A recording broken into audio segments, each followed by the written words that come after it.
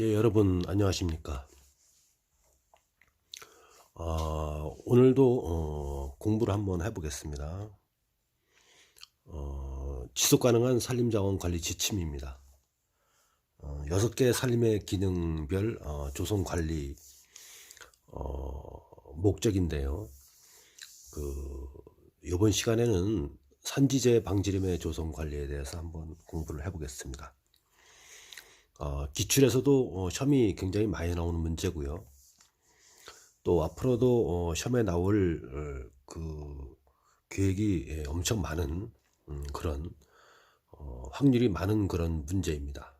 왜냐하면 2022년도 작년에 2월 달부터 산불이 대형 산불이 계속 연중화되고 또 2년 전에 충청북도 음성, 충주, 제천, 단양 그리고 경기도 안성, 용인 쪽 집중호우로 여름철 집중호우로 인해서 산사태가 많이 발생했죠. 이렇게 산불 그리고 산사태 또 산림병해충 소나무 재선충병이 2022년 말부터 창궐해서 경상북도 지역에 또 경상남도 지역에 대단히 많은 면적의 밀도로 확산되고 있습니다. 그래서 산림청에서 지금 난리가 나갖고 2023년 시무식도 안동에서 3대 산림재난, 산불, 산사태, 산림병해충에 대한 그 방제 결의를 다지고자 산림청 시무식도 안동에서 실시했죠.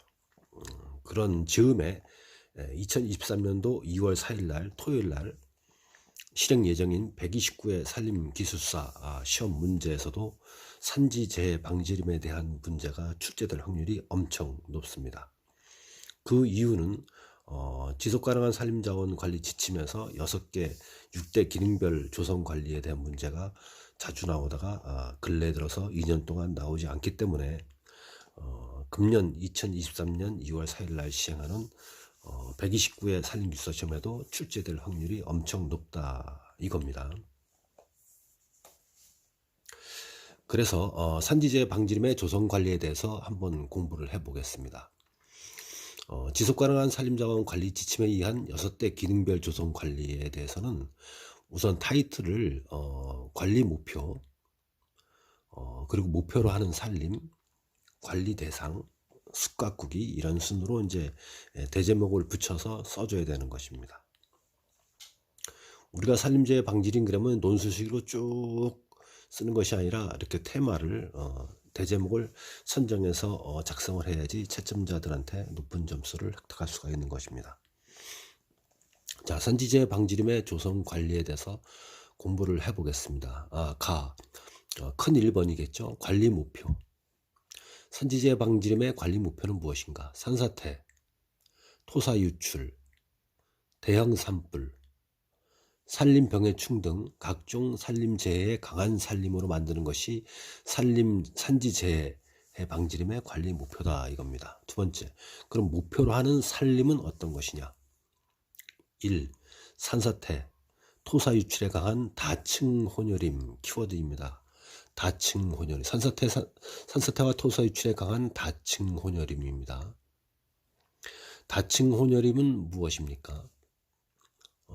지피에서부터 초본류, 그리고 관목류, 그리고 작은 나무, 키 작은 나무류, 키 큰 교목에 이르기까지 층이 여러 갈래 지면서 침엽수와 활엽수가 같이 생육하고 있는 산림이 다층 혼혈임입니다. 그러니까 산사태, 여름철에 집중호우에 강수 차단도 될 수가 있는 것이고요. 뿌리에서 자연적으로 기둥 효과, 말뚝 효과와 그물망 효과가 되는 것이니까 산사태, 토사 유출에 강한 다층 혼혈임이 되는 것입니다. 두 번째, 대형 산불을 방지하기 위해 내화수림대가 포함된 혼혈임, 내화수림대가 포함된 혼혈임 키워드입니다. 산지재해 방지림에서 조성관리에서 목표라는 산림에서 위에 1번에 다층 혼혈임, 2번에 내화수림대가 포함된 혼혈임 이런 키워드가 안 들어가면 점수가 안 나옵니다. 자, 내화수림대는 어떤 것이 있죠? 이렇게 내화수림의 수종 같은 걸 써주면 더 좋겠죠. 3번 산림병해충에 강하고 생태적으로 건전한 다층 혼혈임 다칭 혼혈임 자꾸 나옵니다. 산지제 방지림에서 키워드를 써줘야 되는 것입니다.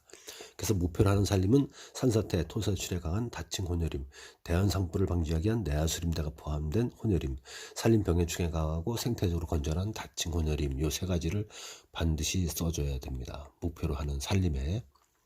자, 산지제 방지림의 조성 관리에서 그런 관리 대상은 어떤 것이냐. 3번. 산사태, 토사유출, 대형 산불, 산림병해충 등 산림재해 발생 방지 및 임시 보전을 위하여 지정, 결정 또는 관리하는 산림으로서 다음과 같다. 1. 사방사업법에 의한 사방지, 산림보호법에 의한 재해방지 보호구역, 과밀인분으로서 산사태가 우려되는 지역의 침엽수 단순림, 대형 산불의 발생이 우려되는 지역의 침엽수 단순림, 소나무 재단 중병 방제특별법에 의한 피해 지역, 산림병해충의 피해 우려가 있는 단순림, 그 밖에 산지재 방제 기능 증지에 필요하다고 산림관리자가 인정하는 산림. 자, 그러면 이제 관리 대상까지 봤죠. 네 번째입니다. 4번. 사방지 등 토사 유출이 우려되는 산림. 써줘야 됩니다. 큰 4번. 사방지 등 토사 유출이 우려되는 산림. 1. 조림. 조림은 어떻게 될 것이냐. 가. 사방지는 오리나무, 아까시나무, 쌀이나무 3개 다 써줘야 됩니다.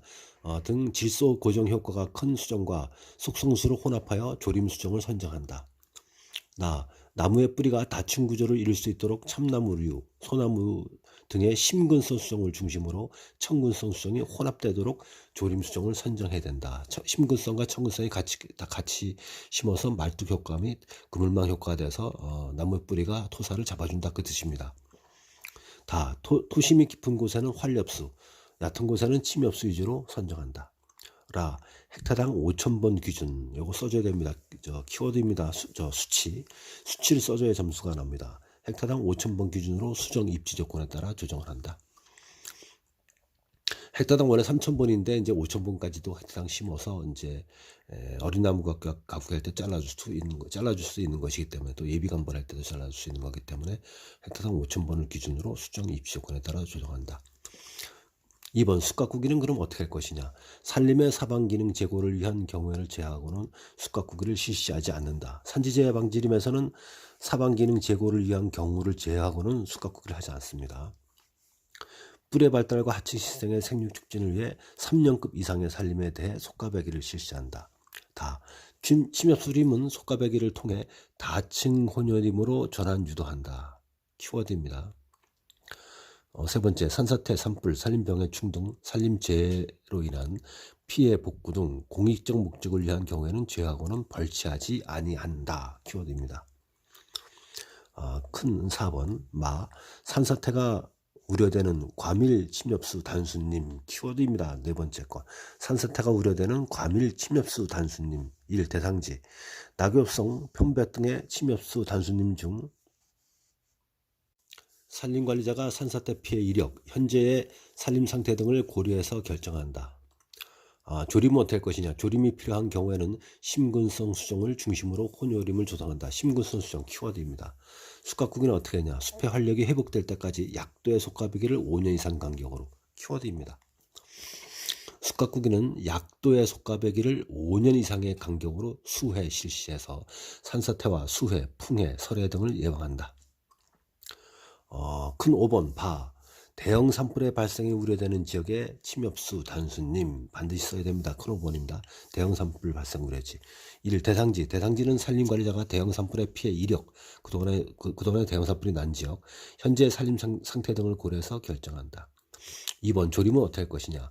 산불 피해지를 복구할 경우에는 주풍 방향을 고려하여 참나무류 등 내화 수정으로 30m 내외의 내화 수림대를 교호로 조성하되, 내화 수림대의 간격은 30m 이상으로 함.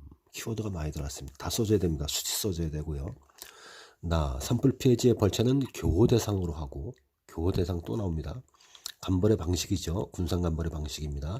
교호 대상으로 하고, 벌채하지 않은 지역은 조림지가 어린 나무 가꾸기에 도달할 시점에 벌채 후 조림을 실시한다. 벌채 후 조림할 경우에는 혼혈임으로 조성한다. 다층 혼혈임 계속 나옵니다. 라 마을, 도로, 농경지 인접 지역 살림은 내화 수림대를 조성한다.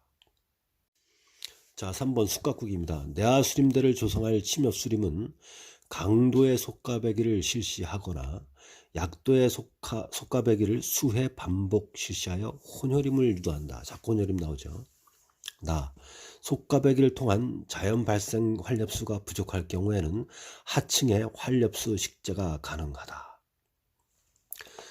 잇목 하단부에 가지가 많이 발생하며 수관하로 옮겨 붙거나 대형화될 수 있는 산림에서는 가지치기를 실시한다.